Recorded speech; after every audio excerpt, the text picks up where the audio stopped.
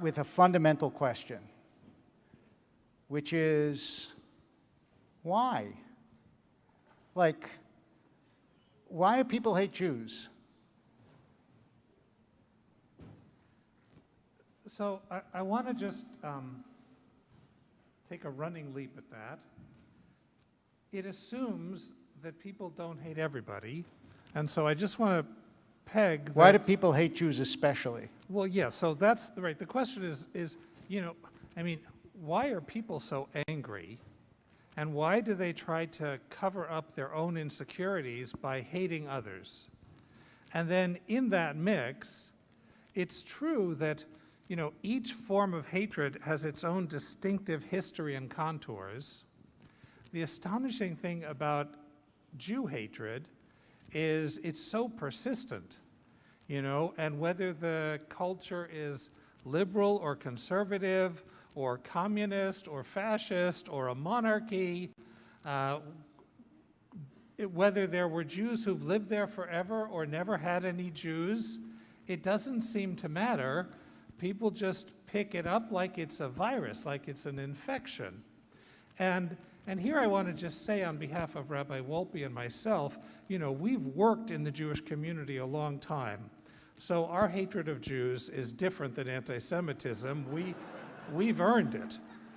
But, you know, there are these Johnny-come-latelys who rush to the head of the line, and they haven't put in the time. Sorry.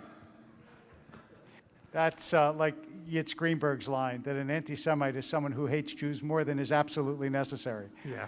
Yitz Greenberg is an Orthodox rabbi, by the way, to give the pedigree of that line. But, I mean, it is certainly true what you're saying, that hatred is an intrinsic and resentment is an intrinsic part of being a person. I don't know how to get rid of the feedback. Perhaps you do. Thank you. It is an intrinsic part of being a person. And I wonder how much the fact that Jews were always the identified outsiders in almost every society, that, by the way, at least in my theory, makes America different, because we're not the identified outsiders. That is, there were Russians and Jews, there were Poles and Jews, there were Germans and Jews, there were Muslims and Jews in various countries. But in America, there are lots and lots of different groups.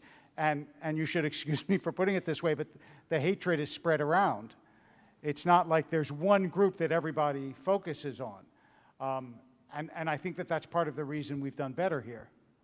So I'd like to think there's both that reason, which is a kind of sociological reason, and then I think it's also that America, that America was founded as part of an enlightenment, and at its best, that enlightenment ideology that judges individuals rather than groups has a mitigating effect. But I think your original question is still a powerful one, which is, in the midst of that, why is there such virulent hatred of Jews that never went away, but it appears to be coming out again more easily? Like they don't bother to hide anymore, and they manifest in all kinds of ways. And that is astonishing. And part of what's astonishing about it is that Jews have played such a constructive and positive role in this country from its inception. You know, the difference in European anti-Semitism, we were the #1 outsiders.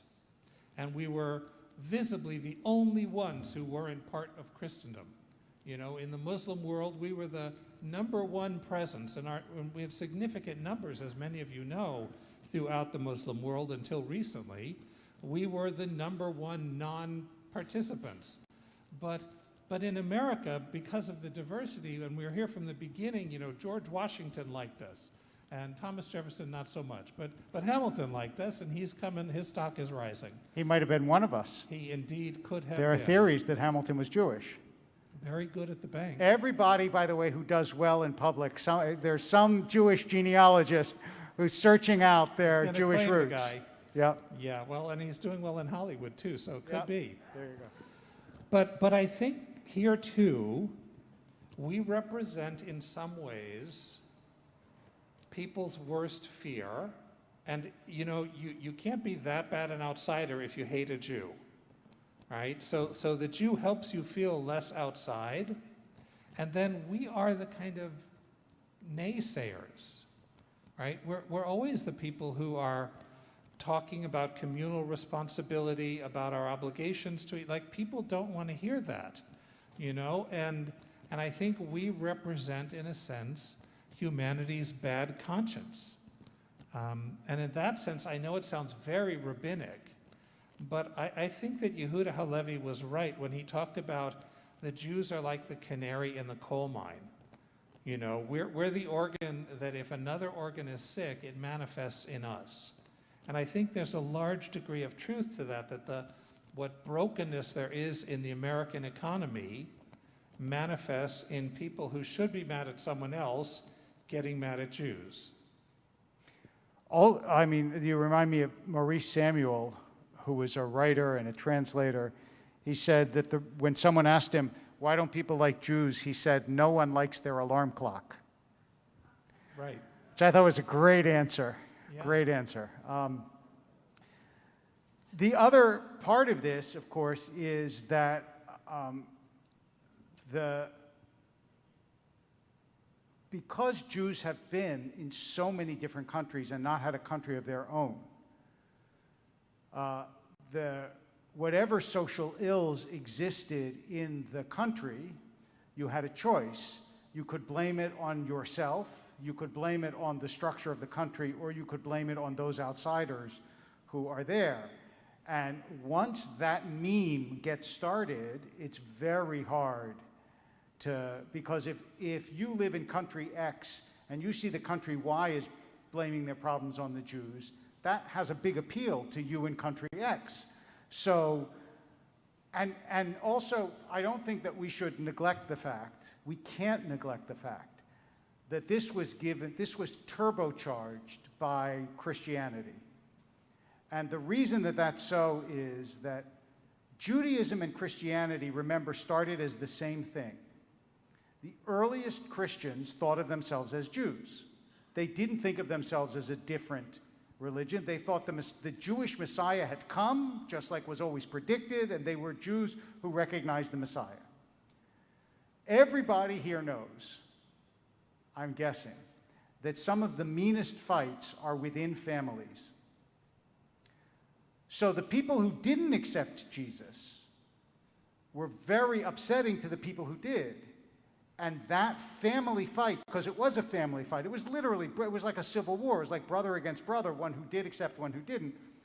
That got enshrined in the New Testament, which became a permanent religious book. So 500 years later, people weren't reading it anymore as a family fight. They were reading it as those evil Jews who did this.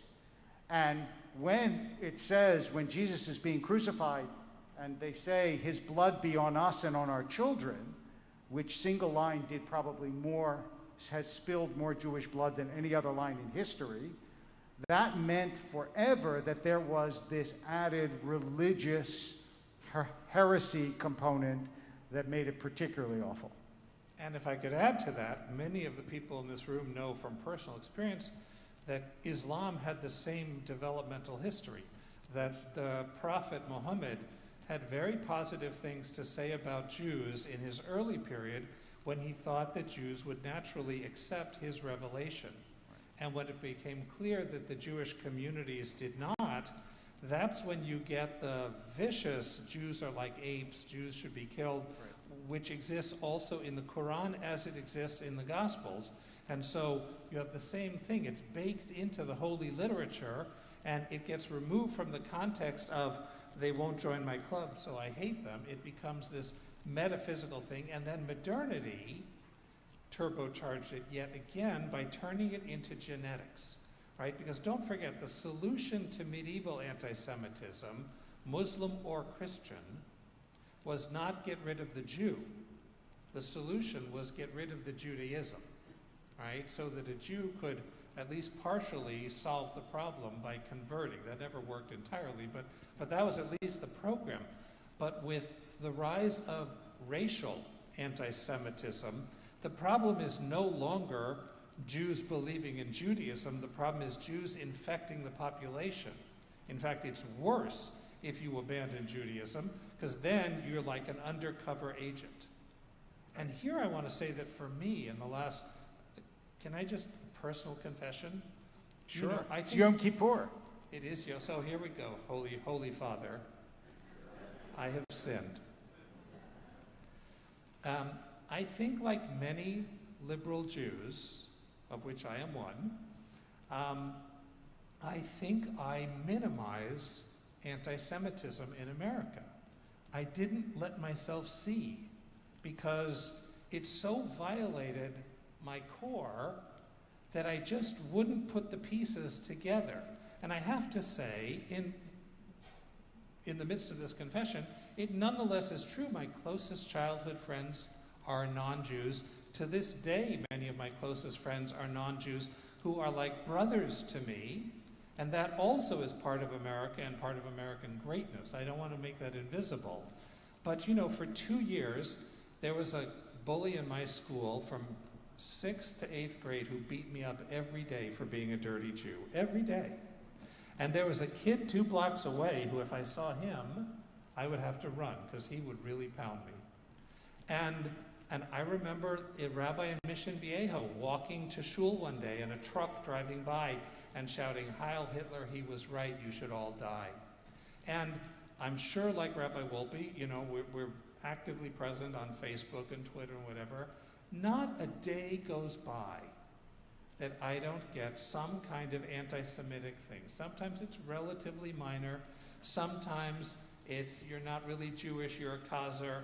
Sometimes, that's not a Khazar, by the way, that's a Slavic tribe they're calling me a member of. But I also get "you should all die." I also should get "everybody hates you." I also get "Christ killer." You know, and the thing is that up until this year, I didn't let it sink in. I didn't let myself notice the heaviness of that. And that I think a good deal of American Jewish assimilation is not because of hatred of Judaism. Most American Jews don't know enough to hate Judaism, right? And Judaism is wonderful. When they discover it, wow, this is great. But the world has trained us to internalize anti-Semitism in the same way that I don't think a black person or a brown person or a person of color hasn't internalized racial hatred. I don't think it's possible to be a woman in this country and not have internalized sexism. And I don't think it's possible to be a Jew and not have absorbed that we complain too much, we whine too much, we argue too much. Like, I'm always reticent. When I started to talk to people about anti-Semitism, my Italian Catholic friend, I started with a big apology. I tell him, "I've been thinking about this, I'm really sorry, I don't mean to make a big..." And he said, "Just say it." But I carry this thing in my head that Jews aren't supposed to complain. And I think that's one of the most pernicious pieces of anti-Semitism. The good thing here is that congregants at Sinai Temple don't have that at all. The "we shouldn't complain" thing. Don't hold They're back. very healthy. Don't hold back. No, actually, what I do want to say in reaction to that is, first of all, I certainly had that growing up. I experienced very little anti-Semitism, and the anti-Semitism I did, I thought, was sort of aberrational. And that's partly because I lived in Jewish communities and went to Jewish schools, and, you know, I didn't really have an experience, and it was only when I started to move in circles that weren't so Jewish that I saw that. But the other thing I want to bring up, and this is going to be, up to now, I think nobody's had a problem with anything we've said. Now it starts. What I really object to in the Jewish community's reaction to anti-Semitism is not protesting it, which I think is essential, but weaponizing it politically. That is, the way Jews react to anti-Semitism tells you whether they're on the right or on the left. They'll say, but the people who are on the right, they'll only talk about the anti-Semitism on the left. The people who are on the left, they'll only talk about the anti-Semitism on the right. In other words, they're using it to shore up their political position instead of caring more about anti-Semitism wherever it raises its head than they do about where they are politically. And it drives me nuts because I've criticized anti-Semitism right and left, and when I do, I invariably get anger from the other side of the political spectrum. And that shows you, it shows me that Jews care more about their politics than they do about Jew hatred. And that's terrible. But that's really bad. I wonder if I agree with what you've said. It's certainly true. And I'll go one step further, the part that didn't get said, that one of the I want to distinguish between the extreme left, the extreme right, and the liberal right and the liberal left. You know what I mean? Right? Like there's people on the right, George Bush, Ronald Reagan, there are fine people on the right who respect democratic process, who respect democratic principles, and they have a conservative ideology and approach to the world, which is vital to American discourse. And then there are people on the center left who respect American democracy, respect pluralism, and they have kind of liberal opinion. And that's also, but there's the loudest voices are often the hard right and the hard left, and both of those do exactly what you've said, and then it kind of leaks towards the middle. And one thing that leaks in with it is a tendency more on the left than the right to blame Israel for anti-Semitism. Yeah. And here I just want to be very clear that that is utterly repugnant and without merit. There are certainly things that Israel does that I don't agree with. There are policies that I don't appreciate and that I think should change. But nobody says the reason I hate Anglo-Saxons is because of the government of Great Britain.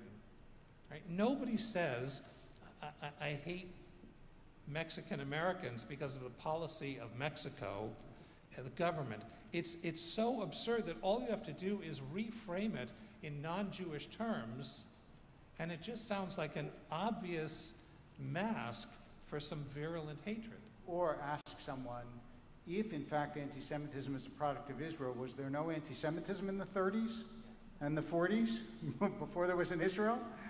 Was the world filled with people who love Jews? Obviously, that's not the case, and is a mask without question. So turning now to the constructive part of the conversation. What do we do? Like, what do we look for? What do we do? How do we exert our political and other influence? Any advice? So I have three unrelated but related pieces of advice. The first is, and here I don't want to embarrass him, but I want to celebrate Rabbi Wolpe, right? Because he's become one of the voices for America of a Judaism that is open and urbane and comfortable and literate and robust. And we need to be that in public. We need to not hide our Jewishness. And that pride means we should be putting our voice out in the world, because Judaism has something to say about the social and personal challenges we all face. And we owe the world that. And there are a lot of people for whom that will help shift their opinions when they hear anti-Semites. Second thing I think we all need to do is we need to not let it turn us into circling the wagons against humanity. I'm really intolerant of people who want to say, well, the hatred my group faces is the really bad one. Right? And I don't think that's valid, and I don't think we should ever give in to that.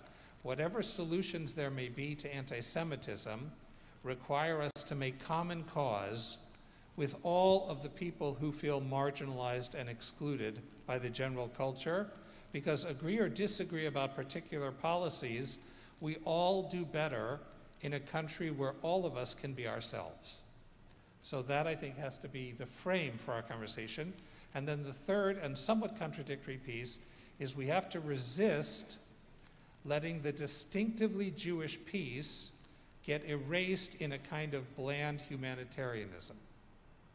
The Holocaust wasn't about man's inhumanity to man. It was about Europe's desire to murder the Jews, which is an example of man's inhumanity to man, but I don't want that particular example to get ignored. So I think we have to fight anti-Semitism in partnership with allies. We have to fight all bigotry in partnership with allies. And then we also have to insist that the particulars of anti-Semitism need to be repudiated and rejected. Wonderful. So let's take a couple of questions, if you have questions or comments. Yes, please. So I would like both rabbis to explain. I'll repeat the questions, by the way. Go ahead. I would like both rabbis to explain exactly what the conservative and liberal communities should do in terms of their donations to these anti-Semitic institutions, namely universities and so on. What do Jews do about that? Well, universities are one problem. You said, and so on. Different organizations and different institutions are different kinds of problems. And even in universities, there's a huge range we hear generally about the most extreme cases. There are more moderate cases, and then there are universities that are starting at the tipping point. So I think you have to know which university, what's going on there, and how to exert your financial leverage to try to prop up those who are sympathetic and to counter those who aren't. And even at universities that some terrible things go on at, let's take a paradigmatic university as an example, Harvard. A lot of stuff goes on at Harvard that is terrible, Jewishly, but they also have an incredibly strong Hillel. They have a very strong Jewish studies department. They have Ruth Wise, who teaches there, who's one of the leading polemicists for Israel. So it's a complicated thing. You don't want to say nobody should give money, or no, well, they have an endowment that's probably bigger than the United States Treasury, so you don't need to give money to Harvard. But you don't want to say, let's write off Harvard, because these things are complicated. And so I think it depends on the university. I think, as I have done many times, I've written many letters to various university presidents and so on. Some universities have stood up against this. Martin Shapiro at Northwestern is an example, and I cite him as an example not only because he did, but also because he comes to services here when he's in Los Angeles. So I think you have to use, the university that you're associated with. You have to use your knowledge of it and your fundraising power and your dollars to react accordingly. But I don't want to broad brush institutions. I think right now universities are problematic at best, and some of the leading ones, in fact, are truly horrendously awful. So it takes, some knowledge and some work. I mean, I was involved, in fact, in a winning lawsuit where I testified as an expert on anti-Semitism. I gave a deposition against San Francisco State University, where awful stuff was going on, but they won the suit, and they had to change the definition of what anti-Semitism was. So, I mean, all I can say is you've got to work the system as best you can. And all I will add to that is this is a place where I think Jefferson was right, that the solution to bad speech is more speech, right? And so we are in a paradoxical time. I hope you all read Rabbi Wolpe's article about cancel culture in the New York Times for Yom Kippur. It was a brilliant, wonderful article. And the only thing I would have added as an addendum is the right has been practicing counterculture no less than the left. So the challenge is, when we see someone saying something we don't like, we also try to get them removed or silenced. And we can't then criticize others for doing what we're doing just because they do it better than us sometimes. So Can I give you an example that might be controversial, and some of you are not going to like this because some of you said this to me. So I'm part of a group called Jewish Liberal Values, which is anti-cancel culture, whatever, suppressing speech. Many people that you know are part of this.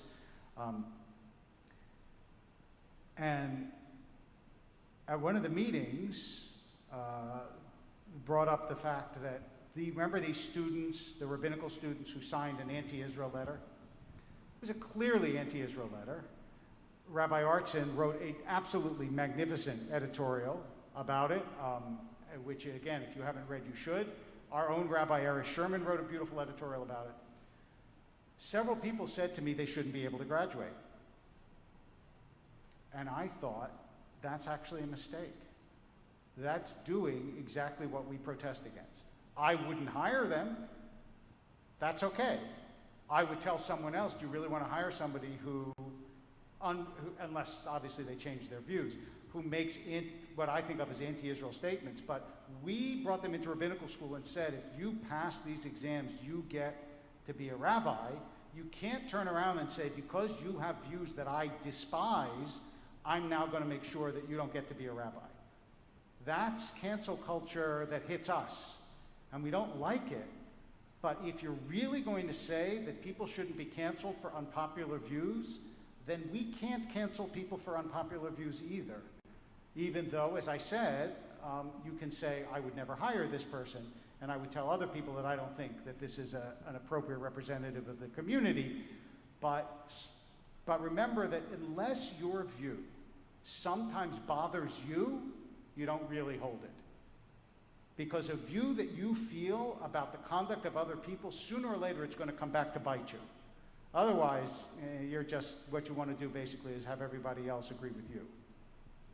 The only other thing I'll add then is that universities are going through a very difficult period because free speech is under assault. And it's under assault across the board, right? So what we need is a reassertion of classical liberalism, of the notion. That's why they called it Jewish liberal values. And I said, I don't know, I wish you'd picked a different title because people are going to think it's like, but they meant classical. But I understand the classical reason. Liberal. And the other thing I will just say to us is, however frustrating it is, and look, I have friends who are professors of all kinds of fields, and they all have reports of being shot down at faculty meetings on topics that deviate from someone else's politically authorized view, not having anything to do with Jews or Israel even. But I also want to say, there are robust Jewish voices on every campus. So, you know, Rabbi Wolpe mentioned Harvard, which I'm somewhat fond of. That's his alma mater. It is. They slipped at least once. But the president of Harvard is a participating member of the conservative congregation in Boston. It's not exactly like the anti-Semites can count Harvard on their side, right? But universities are places where people say all kinds of outrageous things, and that's just what universities are. And I also want to agree with what Rabbi Wolpe said. I did write a strong letter against this letter by the students. I will point out I'm proud of the fact that only 2 Ziegler students signed that letter. But I know the 2 who did. And while they had very strong feelings, and I don't think we're thinking politically, I know that they don't hate Israel. They just weren't like, we're going to do a program this year to train rabbinical students for how you engage in constructive political leadership. Because I don't think many of them have thought about that. But you're right, I also got calls from people who, and my response when people would say, you need to kick them out of the school, is I'd say, how's that cancel culture working for you these days? Other comments? Yes, please.